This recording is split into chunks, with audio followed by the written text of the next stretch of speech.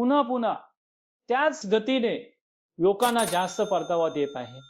युद्ध काळामध्ये रिझर्व्ह बँकांनी कोणतेही व्याजाचे दर, होम लोनचे दर किंचितही वाढवलेले नाही.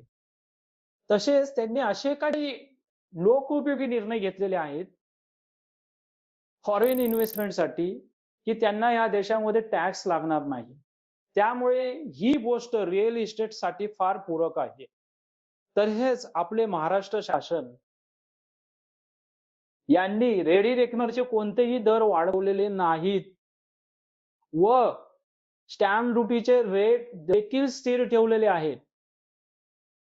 ह्या गोष्टी रिअल इस्टेट वाढीसाठी पूरक आहेत, त्यांचे भाव वाढण्यासाठी पूरक आहेत. आणि ही गोष्ट मी जे युद्ध चालू नव्हतं त्यावेळी माझ्या व्हिडिओत सांगितलेले आहे की रिअल इस्टेट मध्ये गुंतवणूक करण्याची हीच मोठी संधी आहे. त्याचा तुम्ही परिपूर्ण लाभ घ्या. ही संधी हातातून निघून गेली तर मग तुम्हाला पस्तावण्याशिवाय दुसरी कोणतीही वेळ नसणार.